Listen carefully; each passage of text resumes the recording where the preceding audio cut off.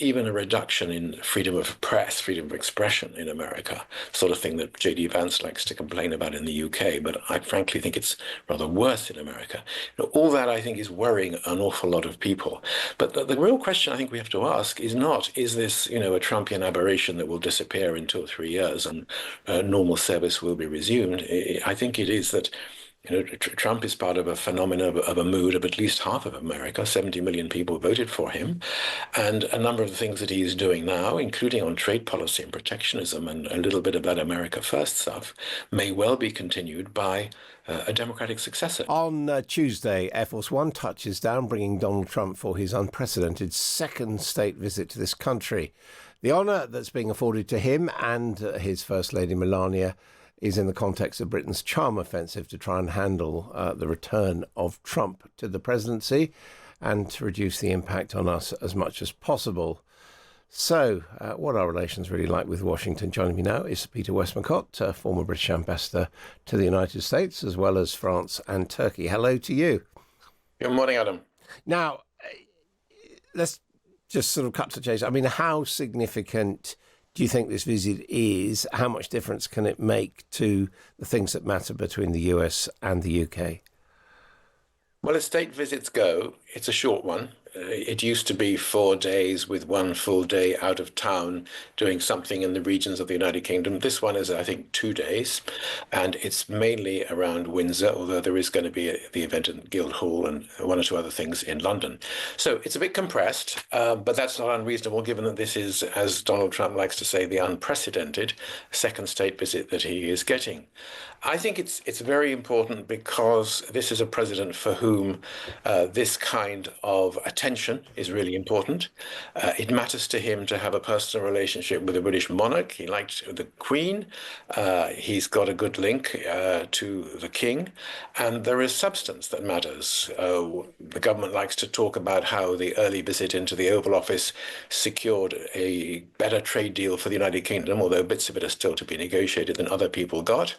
And of course, I think one of the main reasons why this is an early state visit in his second term is that the United Kingdom really wants to get the Trump administration in what it would regard as the right place on the international issues like particularly Russia, Ukraine, but also about Middle East, Israel, Gaza, Iran, and China management. So there's some very serious issues which are on the agenda. So I think this is a visit which is going to have a lot of substance. Do you see any signs that, there is a door to push at on matters such as Gaza or indeed Ukraine?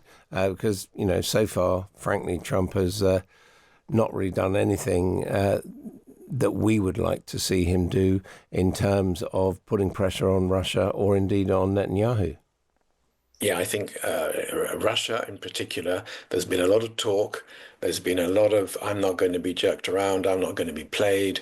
A lot of deadlines have passed for Putin in terms of sanctions.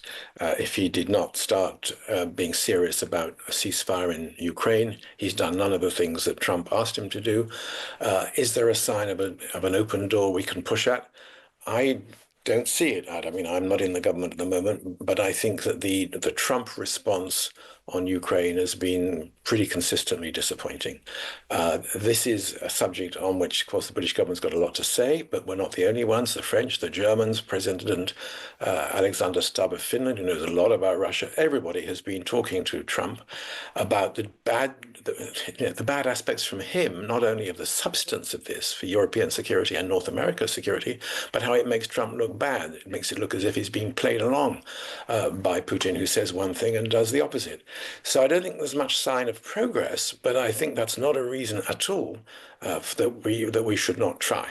On Israel and Gaza and so on, there's no sign, as you say, of the White House being prepared to put any real pressure on Netanyahu. They seem to just stand back and sometimes wring their hands over some of the more egregious humanitarian problems. Trump doesn't like seeing small children starving to death on television, and he said a few things about that.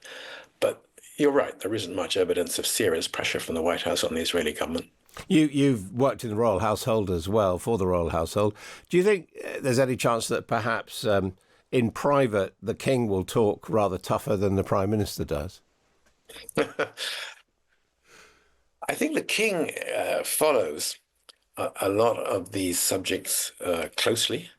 Um, he always did relations with Europe. He takes a close interest in a lot of foreign policy questions. I remember being rung up when I worked for him as Prince of Wales more than 30 years ago when I was on holiday in Cornwall with no proper telephone when the first Gulf War broke out. And, the Prince of Wales wanted me to tell him what was going on, right away. He is very interested in foreign affairs. Now, he has shown in a number of ways that he really does care about Ukraine. He hasn't, of course, said things in public, but he has made clear his support for President Zelensky, and he has received him, he has seen him. He's made a lot of other signals where he has shown support for people who he thinks has been badly treated by Donald Trump, like the Canadian Prime Minister. He is, of course, the King of Canada as well as the King of the United Kingdom. So I should think in private, what do I know? But I would think it's perfectly possible that he will try and nudge the president in slightly different directions to what are United States policy. As far as I can tell, Donald Trump is by and large being kept clear of possible protesters or critics. It's going to be a closed meeting at Windsor Castle, followed by a closed meeting at Chequers, which I suppose could count as a out of London location. And of course, he's not going to address the House of Commons. Do you think he's going to notice that? And is that the right thing to do?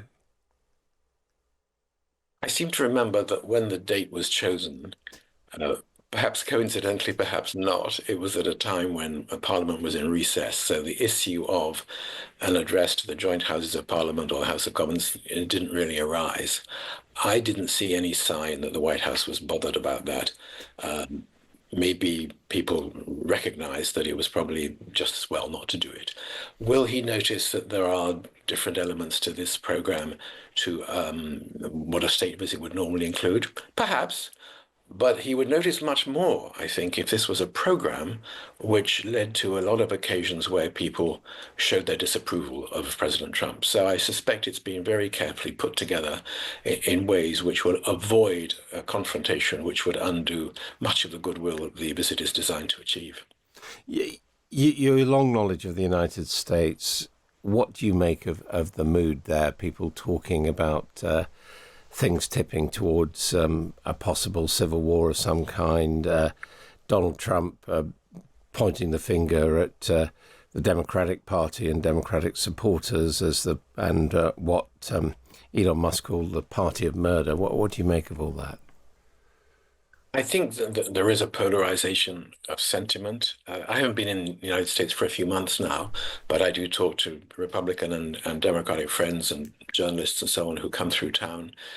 I detect amongst those who are non-partisan, as well, of course, amongst those who are democratically minded, that there is a sense of despair about the public discourse, about the polarization, about the attack on the institutions, about the undermining of the rule of law, of the politicization of the non-political parts of the federal administration, the use of the judiciary to pursue personal vendettas, all that stuff, even a reduction in freedom of press, freedom of expression in America, sort of thing that J.D. Vance likes to complain about in the UK, but I frankly think it's rather worse in America.